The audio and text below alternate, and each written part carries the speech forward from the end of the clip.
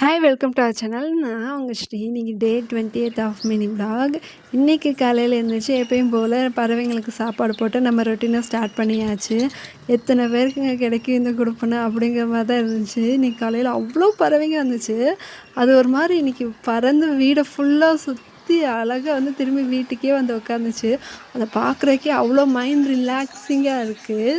நீங்களும் பாருங்களேன் எவ்வளோ அழகாக இருந்துச்சு. அவ்வளோ பறவைங்க பார்க்குறக்கே காலையிலே செம்மையாக இருந்துச்சு. உங்களுக்கும் வீட்டு பக்கத்தில் இடம் இருந்துச்சுன்னா இந்த மாதிரி பறவைங்களுக்கு சாப்பாடும் கொஞ்சம் தண்ணி வச்சு பாருங்களேன், உங்கள் மைண்டும் அவ்வளோ ரிலாக்ஸ்டாக இருக்கும்.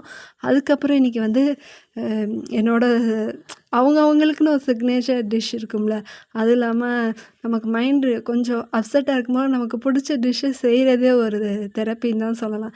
ஏன்னா வந்து சமையல் பண்ணும்போது நம்ம மறந்துட்டு ஒரு பிடிச்ச டிஷ்ஷை செய்யும்போது அவ்வளோ நல்லாயிருக்கும்.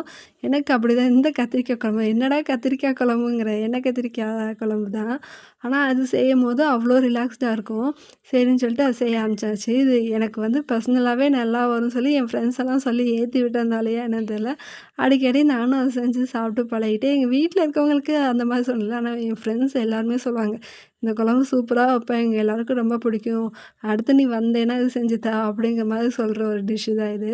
அந்த அளவுக்கு நல்லா இருக்குன்னு அவங்க சொன்னதுனாலே நானும் பிலீவ் பண்ணி எனக்கு நல்லா வரும்னு சொல்லிட்டு நானும் அடிக்கடி செய்ய ஆரம்பிச்சிருவேன்.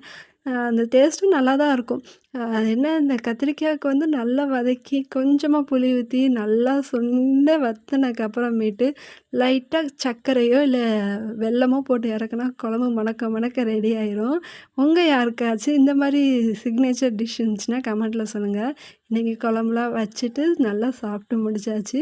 ஈவினிங் அப்பில் டே 20 ஆஃப் கார்த்திகைக்கு விளக்கு போட்டு டேயை முடிச்சுக்கிச்சாச்சு.